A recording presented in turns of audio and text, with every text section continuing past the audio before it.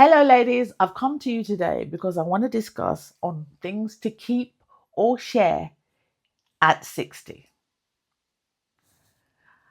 Hello, ladies. My name's Loretta, and on this channel, I hope to serve as an inspiration and encouragement for Gen Xers and people in their 50s, 60s, 80s, and beyond on how to level up and navigate life as it is now. Because trust me, it has changed. It's not the same as it was when our parents were in their 60s and 70s, and it's not the same as it was when our grandparents were, you know, in their 60s and 70s either.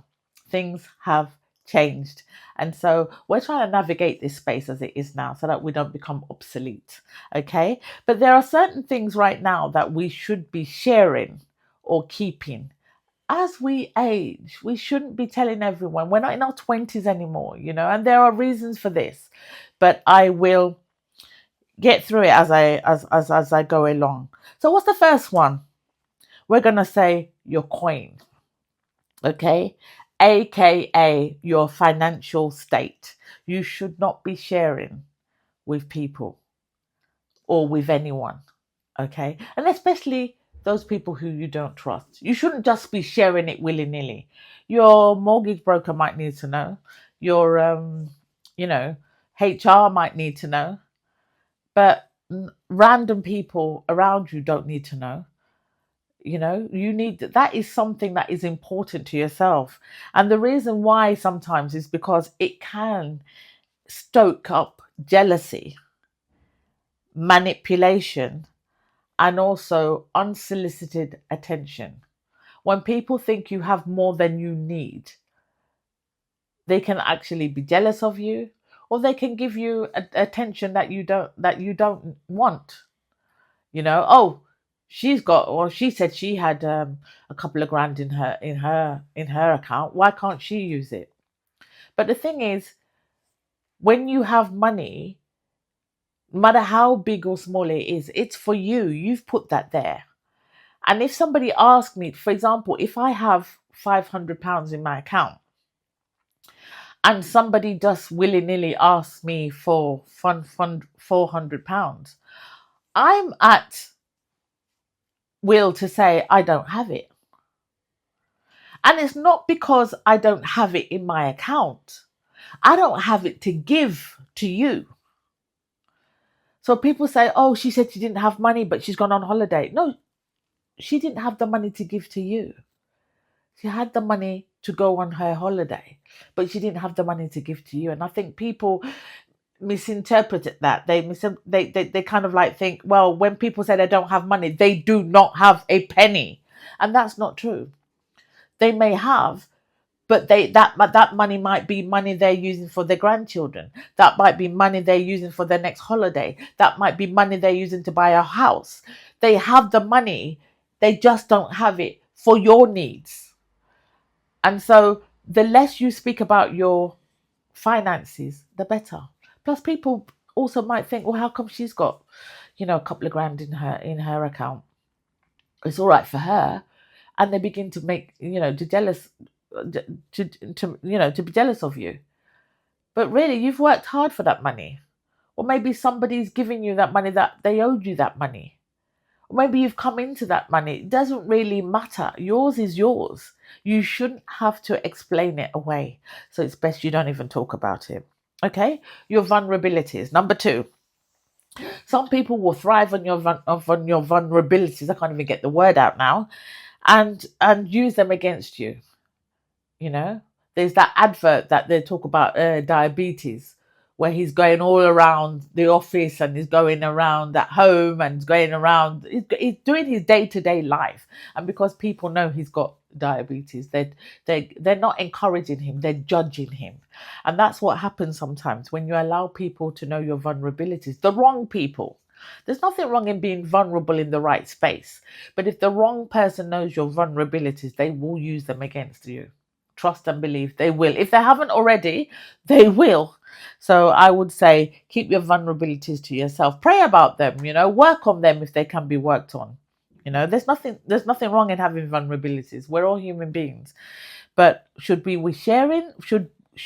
be sharing them with everyone? No, I don't think so. Your aspirations, even though you're 60, even though you're 70, even though you're 80, in your late 50, it doesn't mean you don't have aspirations. You should have aspirations as you grow older. But you don't have to tell everyone. Not everyone's on your side. Some people will think, "Oh, you're too old to learn a new language. You're too old to do this. You're too old to do that." I know of someone who became a doctor in his late 50s. He always wanted to, and is practicing as a doctor right now as we speak. But he'd always wanted to be a doctor. And, life threw some, you know, sharp edges at him and he couldn't do it. But guess what? When he could and he was surrounded by people who encouraged him, he went back to medical school. Or should I say, he went to medical school and he became a doctor, and he's a practicing doctor as we speak. So it's never too late to do anything. But sometimes your aspirations need to be kept here. Okay? Don't overshare your family drama. Okay? People don't need to know the in and out of everything. Choose people who you're going to talk to about family. Okay? You don't need to talk to every single person. Judge your husband, judge your children. Life is not, is I would say life has its way of dealing different things with different people. It's not fair and it's not always equal. But we get less of a chance, should I say, of fixing things when we've told everybody, because we don't want to go back on our word. I'm going to leave my husband or something like that. If he does that and then he does it, you tell everybody, and then they remember that you said you were going to leave him. And instead of them to even say, you know what, maybe you shouldn't leave him. I know you said that in anger. They'll even be the one saying, yeah, leave him, leave him. But if that same thing happened to them, of which I have seen happen to people, they won't leave. They'll make an excuse. They'll say, yeah, I was going to leave him, but yeah, I thought about it, and he's good with the grandkids, and so I'm not going to leave him. But with you, they'll say, kick him to the curb. So you need to not let everybody know your family drama. There's some things you got to keep away from you got to marinate. You got to keep away from the eyes of the public. Okay. How much you really dislike someone.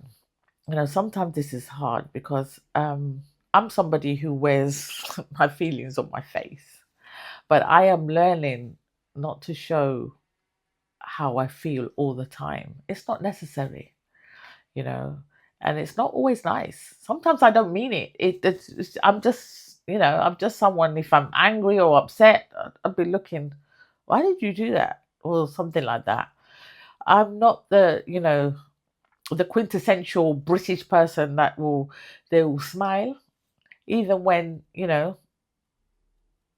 they're not going to hire you for that job. They will smile and say yes, yes, yes, yes. We'll speak to you. We'll call you. I look forward to calling you again. No, they're not calling you again, but they're not going to let you know it. They don't want to spoil your afternoon, and they don't need to. So yeah, don't have to show how much you dislike people. The book of, or even, and when I say show, it's not only showing in terms of looking, but in terms of saying things. The book of James in the Bible talks about taming the tongue.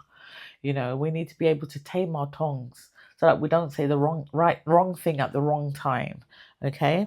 And then the sixth one, which is the bonus one, is stop apologizing. Stop apologizing. I'm sorry that, no, I can't do that for you at the moment. I'm sorry. No, I won't be able to do that for you at the moment. I don't need to apologize because I can't do it. I don't need to apologize because I'm going to put my family first.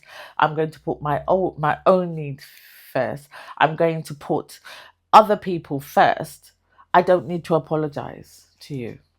And that's something we need to learn. But things we can share, okay? We can share encouragement. which is what I hope I'm doing here. So I'm hoping that you are liking and subscribing on the channel. We can share our wisdom. We're at that age where we've learned a lot of things, and we can share those things. We can share information about opportunities. You know, if I see something for opportunities for children in their maybe teenagers, I will tell friends who I know have children who are teenagers, even though I don't have teenagers, because I'm sharing that opportunity. And also, the last thing that you can share, as in not the last as in the last, but last as in today, is your story, your faith, how you made it through. Those are good things to let other people know. Okay. So I hope that this has been useful for you. I hope these tips have been useful for you. And if they have, please like and subscribe. Let's build a community. Let's build a family. But in the meantime, don't forget to rock your decade.